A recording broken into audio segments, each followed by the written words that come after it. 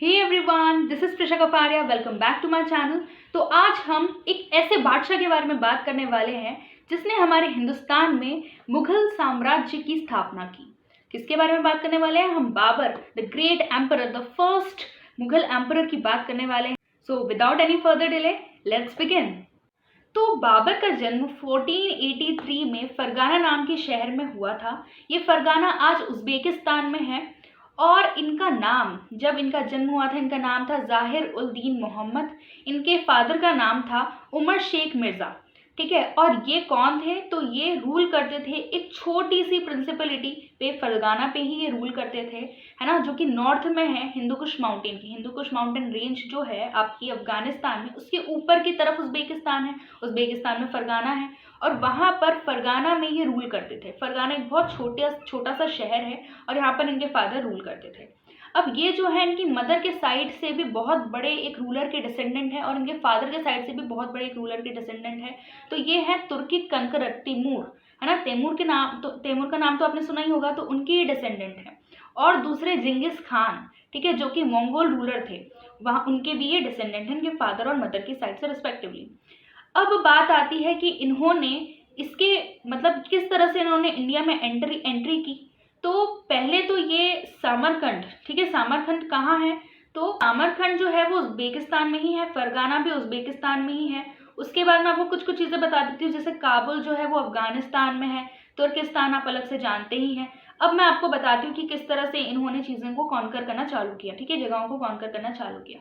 सबसे पहले सामरकंद को उन्होंने कॉन्कर किया, जो कि कहाँ पर है, उज़्बेकिस्तान में ही है। उन्होंने उसको कॉन्कर किया। अच्छा, एक और चीज़ है कि इन्होंने बहुत ही छोटी एज में रूल करना चालू कर दिया था। 1494 में at a young age of 12 years he started ruling and he सबसे पहले उन्होंने कनकर किया समरखंड विच इज़ इन उज़्बेकिस्तान। लेकिन फिर उन्होंने फरगाना उनकी रीत से चला गया, बिकॉज फरगाना तो उनके फादर का था ना, उसके तो उनके अधिकार थे ही, ठीक है। लेकिन फिर समरखंड जब उन्होंने कनकर किया तो फरगाना उनके हाथ से चला गया। फिर जब उन्होंने फरगाना को रीकनकर किया तो समरखंड उनके हाथ से चला गया। इस तरह से बार बार समरखंड उनके हाथ से जाया जा रहा था, बार बार जा रहा था। उसके बाद क्या हुआ, फिर उज़्बेकिस्तान उन्होंने थोड़ा सा कनकर किया, ठीक है, फरगाना नाम की जगह जो है वहाँ पर कनकर किया, है ना, क्योंकि वो बार बार हाथ से जा रहा था।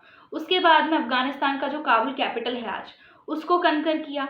उसके बाद में तुर्किस्तान को कनकर किया। तुर्किस्तान के कुछ जगहों को कनकर किया कुछ लोगों की हेल्प से, है ना, जो आसपास के रूलर्स थे उनकी हेल्प से उन्होंने तुर्किस्तान की कुछ जगहों पर अपना कब्जा किया।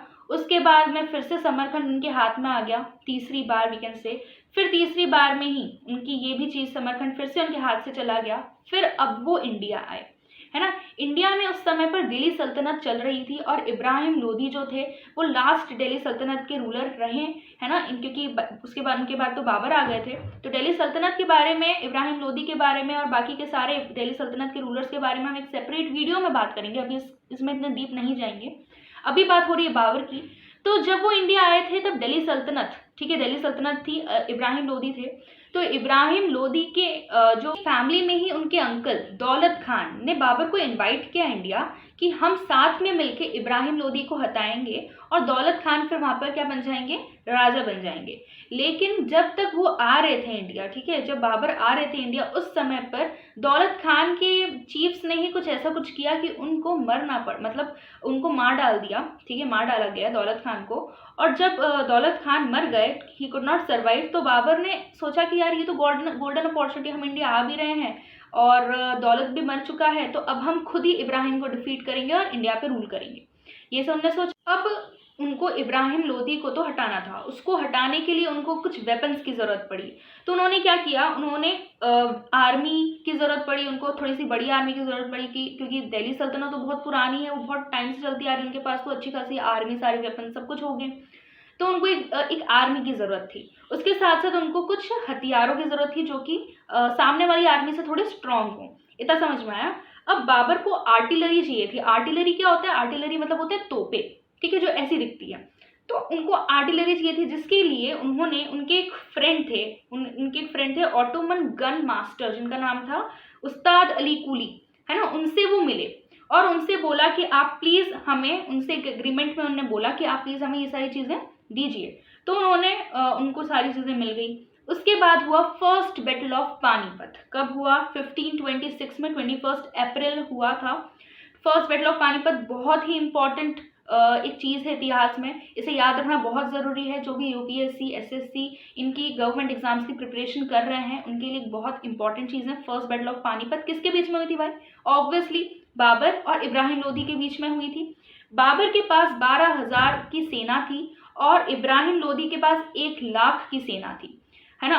बाबर के पास गन पाउडर, फायर आर्म्स मतलब अच्छे खासे वेपन्स थे और आर्टिलरी भी थी। इब्राहिम लोदी के पास उसकी जो आर्मी थी उसमें एलिफेंट्स भी थे, है ना। एलिफेंट्स बहुत अच्छा रोल प्ले करते हैं, तो उनकी आर्मी में एलिफेंट्स भी थे।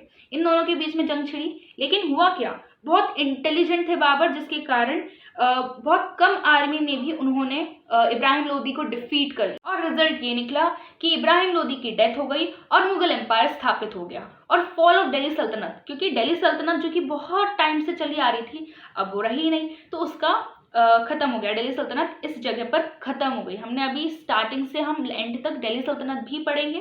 फर्स्ट हम अभी पढ़ रहे हैं मुगल एम्पायर, है ना। तो मुगल एम्पायर में भी सबसे पहले हम बाबर के बारे में पढ़ेंगे इस वीडियो में, ठीक है। ये वीडियो पूरा बाबर के बारे में है। नेक्स्ट वीडियो में हम इनके बेटे, फिर उनके बेटे, उनके बेटे, इस तरह से हम पूरा ये मुगल एम्पायर कंप्लीट करेंगे, ठीक है। अभी बात आती है, रिजल्ट तो हो गया, इसके बाद में क्या किया, इन्होंने दिल्ली पर रूल करना चालू किया बाबर ने।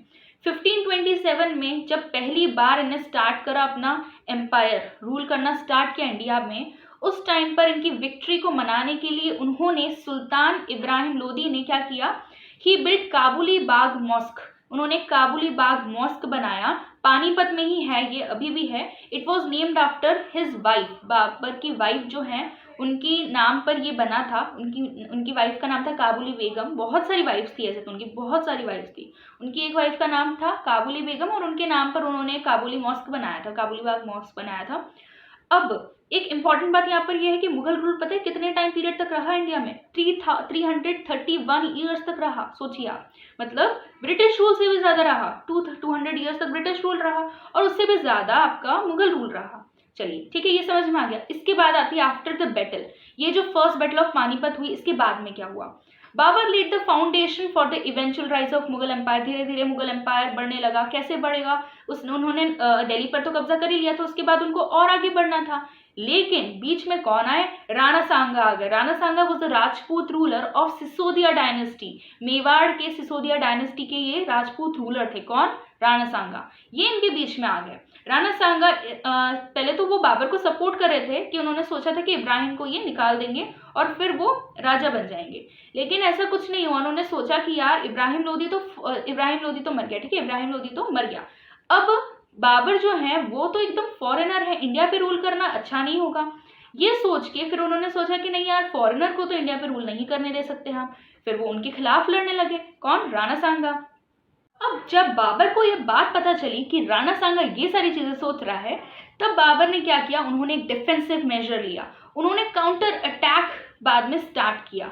एक battle of Khandwa and Chanderi हुई 1527 में, 16 मार्च को हुई, जो कि राणा सांगा और बाबर के बीच में थी। इसमें ऑब्वियसली बाबर जीत गए और राणा सांगा हार गए, ठीक है। राणा सांगा बाद में चित्तौड़ में 30 जनवरी 1528 में उनकी डेथ हो गई थी। उनके खुद के ही एक चीफ ने उनको पॉइजन कर दिया था, उनको जहर खिला दिया था।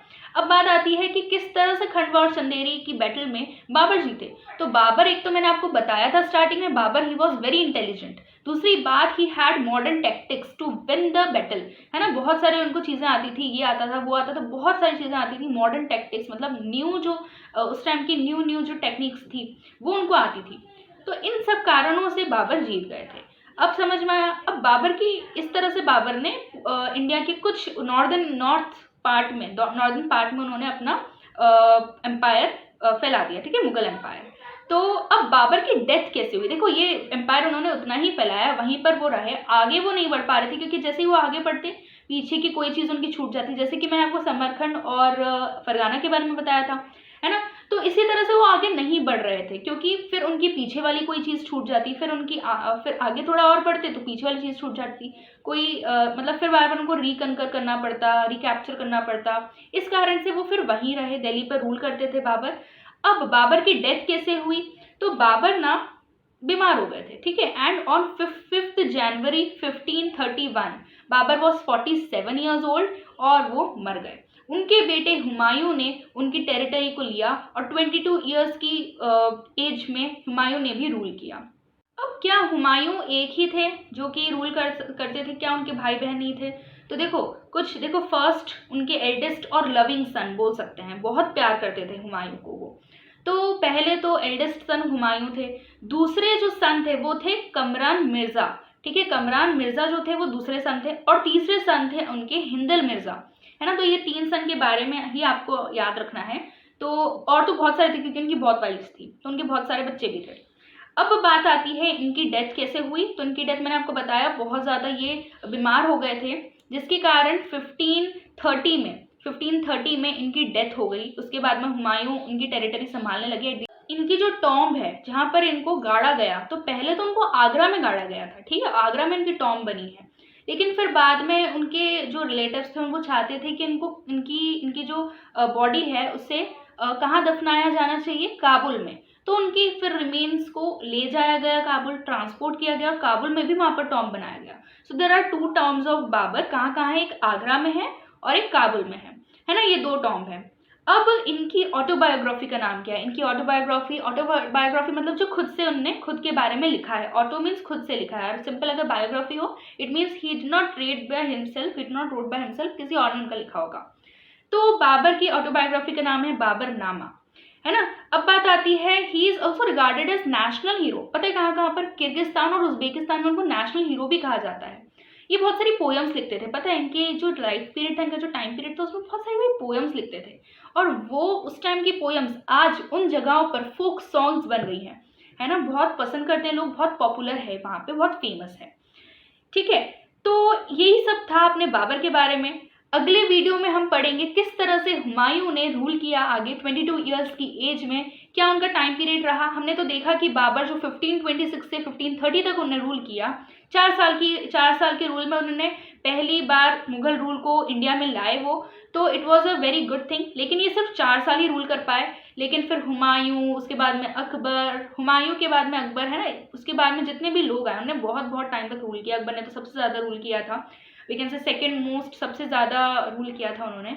तो वो सब हम बाद में पढ़ेंगे, इसके बाद वाले वीडियो में हम हुमायूं के बारे में पढ़ेंगे। So till then, I hope you like the video. Please like, share and subscribe to the channel. Hit the bell icon for all the notifications and updates. Till that time, stay connected, stay safe. Bye everyone.